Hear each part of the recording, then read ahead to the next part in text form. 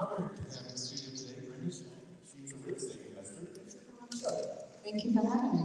Now, I'm fascinated with real estate because the stock market's been kind of crazy, but real estate seems to be the thing that over time consistently makes money. Is that your experience?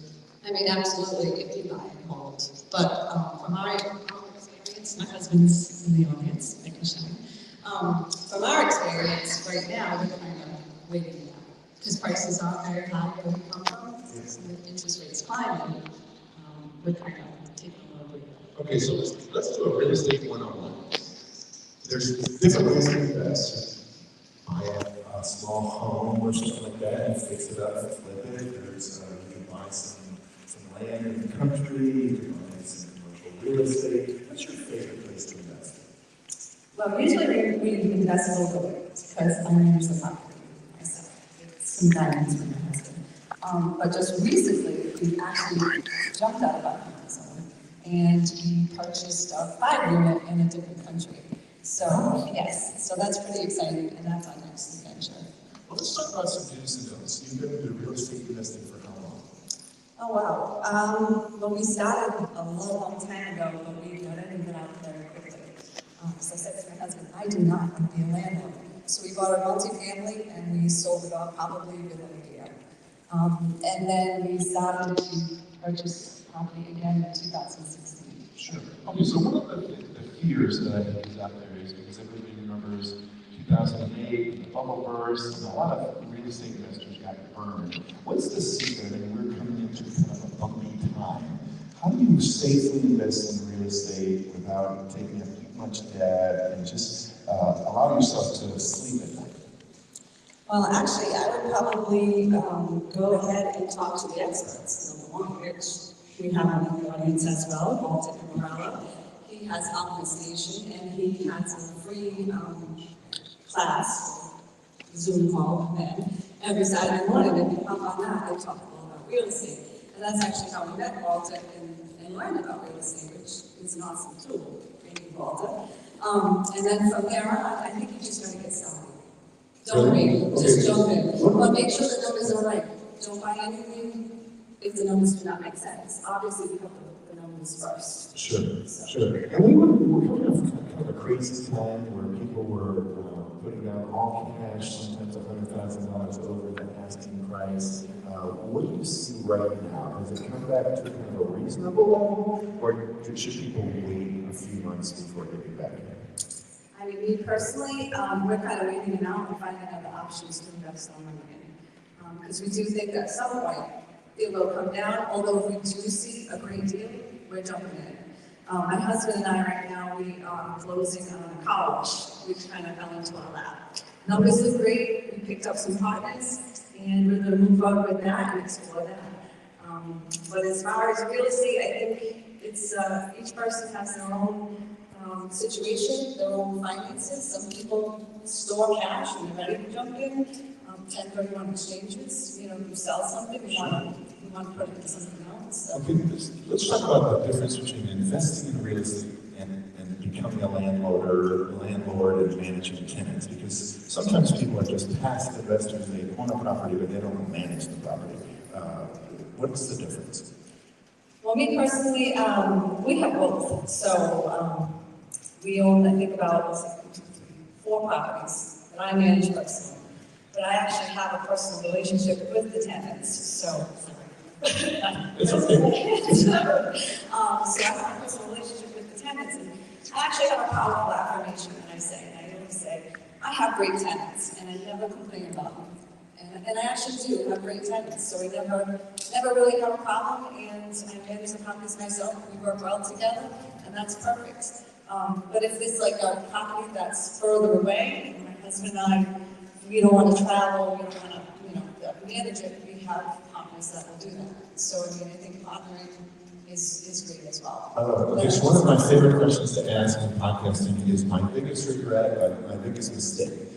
So far in real estate investment, have you ever been burned? Is there a deal that you wish you didn't do? No, as a matter of fact, I would say the opposite. I said there's a ton of deals I wish I would have done, especially now since the market has risen so high. But having said that, there's a reason why those deals didn't work out. So there's always something better down the road. It's not that, we talk about this all the time. I found a 5-minute, probably about 20 minutes away from us. I really wanted it, but someone else outbid us. And my husband's like, don't worry about it, once it's in the grass. And sure enough, he's absolutely right, because now we just won 5 million in roads again.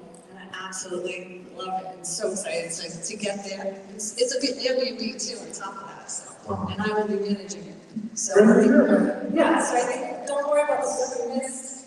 And if you have a positive mindset and you say things are always working out for me, even if they don't, they do. It's just a matter of time before you see it.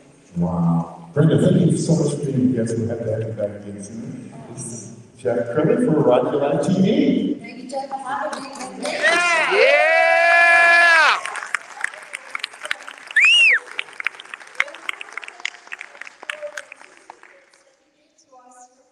So he invited us along for free, and I appreciate it. You got it.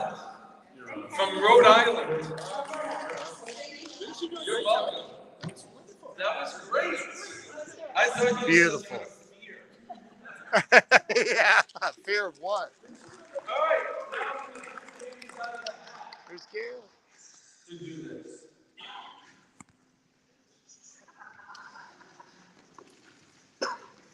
Ryan Duswalt, you're up next.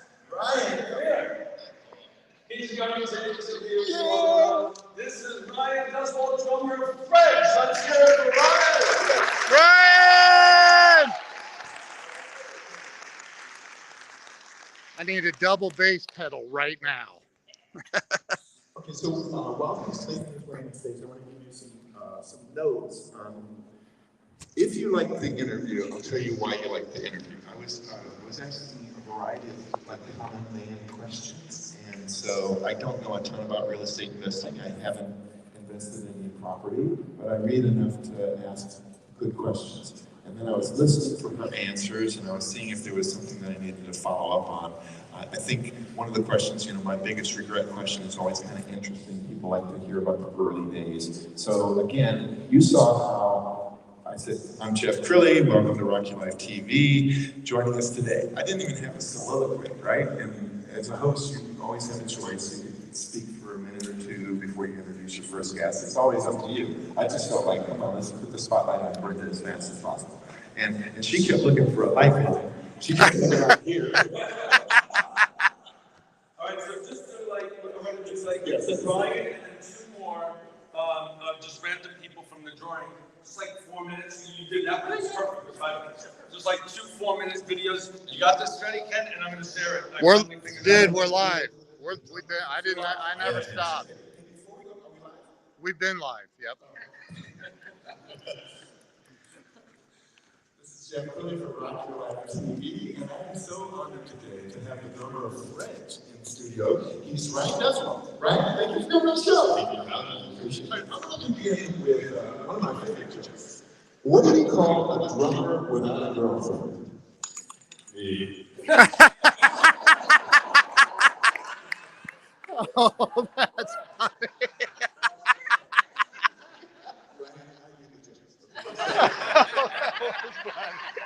That was great. What do you call, and this also works for guitarists.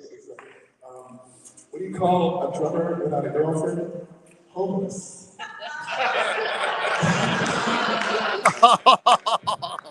Wow.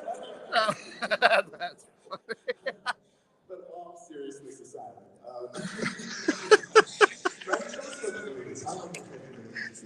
So I've been drumming now for 7 years. The early days include me and my 2 brothers who are actually in the room right now. We would play the game Guitar Hero and as well as Rock Band. So it started with Guitar Hero, and that was only guitar. So I would try and play, and it never got as good as my older brothers, so I didn't really do it much. But then Rock Band came out, and then it had the version for like the drummer and the singer and the bassist. So my brothers just played guitar and bass, and then that led me to kind of just play the drums.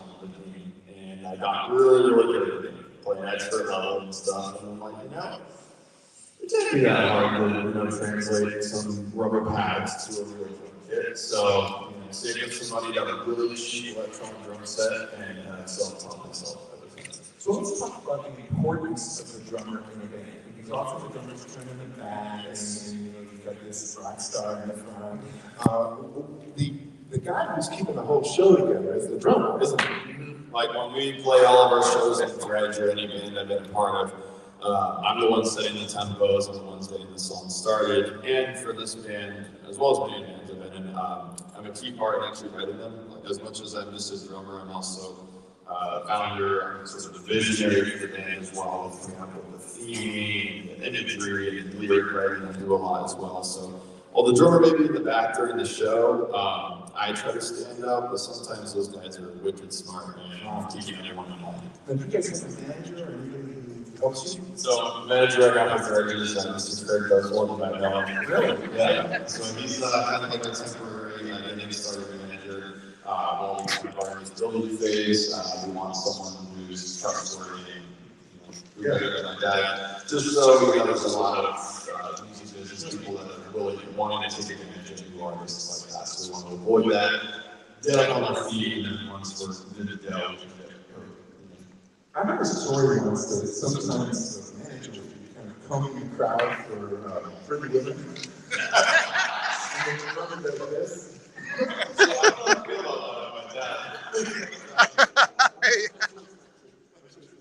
So, who are your heroes? And I think about the drummer from Rush. You remember what was his name? Neil Peart.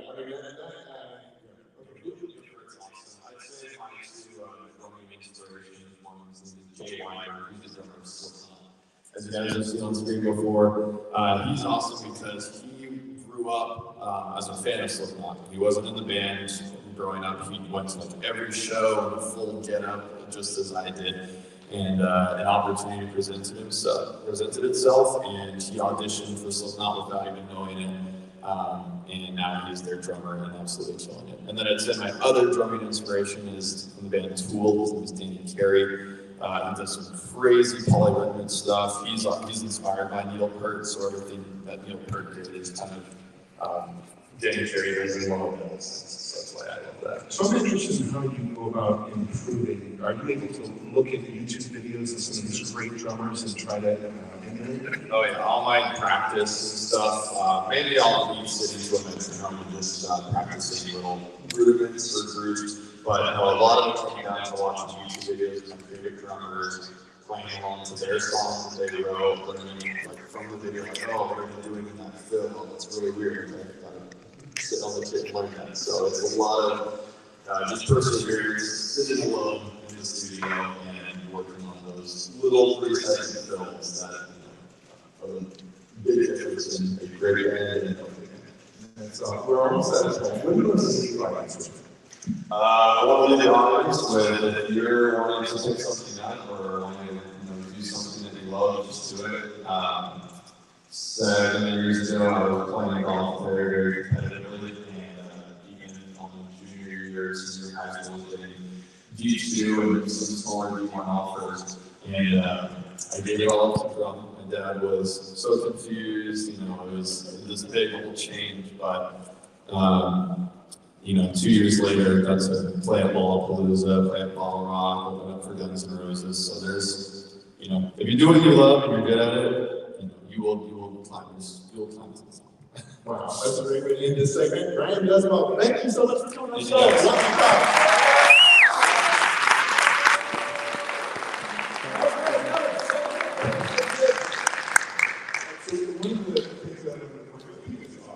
Was it? Yeah. It felt like a great conversation. It's completely unscripted, obviously, because I didn't even know what I was going to ask him. It was just, sometimes great podcasting is two people talking over a cup of coffee. It just sounds like a very natural conversation. And he was very charming. What I point out for him is that boyish smile of his is so attractive, right? And who couldn't, be absorbed by that? So he did a great job. You did a great job too. Come on, you're so good at this. All right, next, you have to be in the room. I'm going to see this. Jennifer Perez! You are.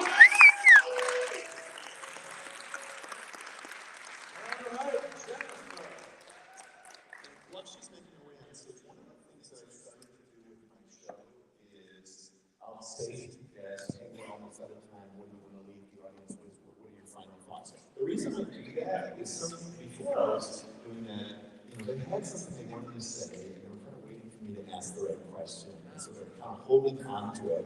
And then the show is over, and they're like, oh, darn, I never got to talk about blank. And so now I just warn them, okay, we've got a couple minutes left. What do you want to leave the audience with? And that way, every show is always, a hit because they got their talking points out, right? Okay. All right. Okay. We're going to have fun. Okay, so what are we talking about? What are we talking about? Profit stories. I like that.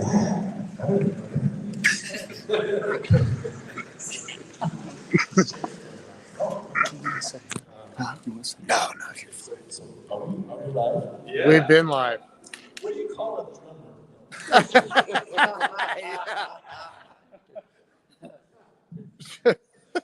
This is Jeff Curley. Welcome back to Rock Your Life TV. And I am so honored to have in studio today Jennifer Perez. She is a profit strategist. Welcome to the show. Thank you for having me. Now, I have to be honest, I've never heard of a profit strategist before. What is a profit strategist? There's a lot of terms honestly for it, profit coach, fractional CFO sometimes, really just helping coaching business owners and how to maximize profit in the business. And what are some common mistakes business owners do? I know Lindsay mentioned the other day that not separating banking accounts, right? Every personal and business separate. The other thing is knowing your numbers. So having those systems set in place, building a system like a cash flow system to help you drive profit intentionally. A lot of times we also pay ourselves at the end of the month. We're like, oh, we need some money now, we can pay ourselves. You actually need to pay yourself first. You also have to start putting profit aside first. What's left over is what you actually use to spend on your business. Okay, so you don't have to name your client, but tell me your favorite story of a client that you've helped. What was their situation? What were they like before they met you? What did you do?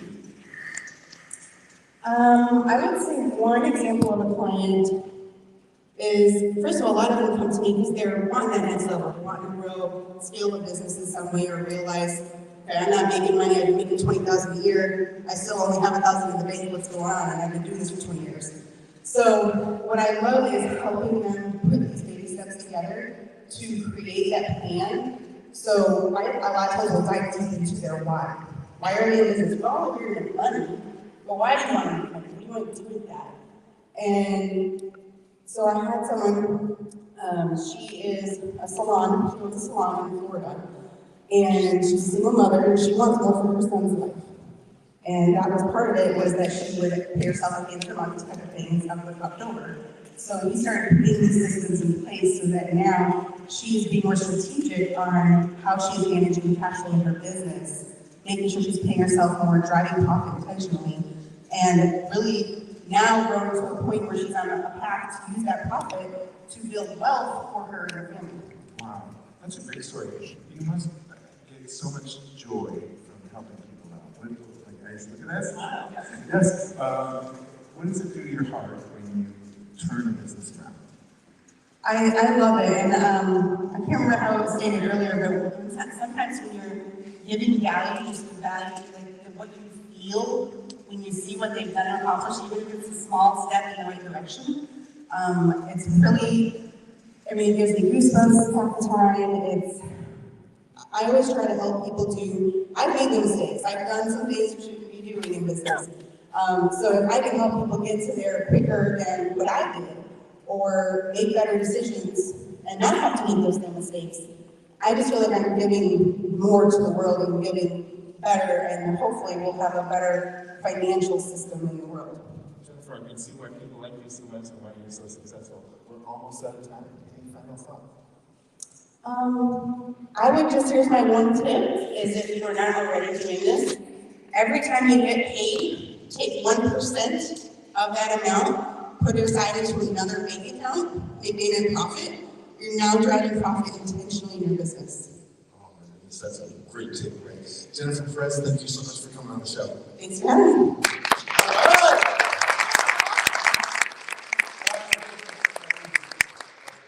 No, we just wrap this up.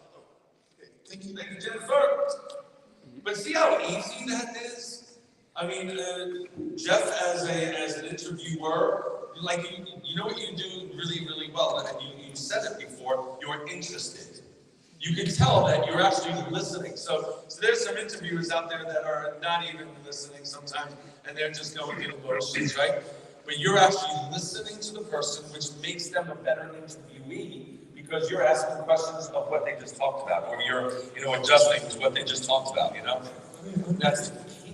Yeah, you can have notes, and sometimes I write down questions. I actually, because I'm wanting the show to be a huge hit for them, right before the show, I sit down and say, what are some questions that you would like me to ask you? What are some topics that you're really, really passionate about? So we can hear their heart first. I like the joy question that I asked her, and what's a win look like for you? And her face just lit up, and that was great. I mean, if I'm thinking about hiring her, that smile just sold me. This is a passion for her. It's not something she does, to make a light go. It's something that she was born to do. And to Craig's point, you have to have an idea where the interview is going, but if the person drops a bomb during the interview, so like if Jennifer had said, I did this because I had this traumatic event in my life, I can't just go on to the next question. I gotta kind of drill down a little further into that before we go back to a line of questioning. So anyway, I thought that was wonderful, and I'm going to be around here all day, so you guys have any questions. But thank And so are much. you coming to the party tonight at 6? I don't know. Tequila. Hey. Let's hear it for Jeff Gurley. Yeah!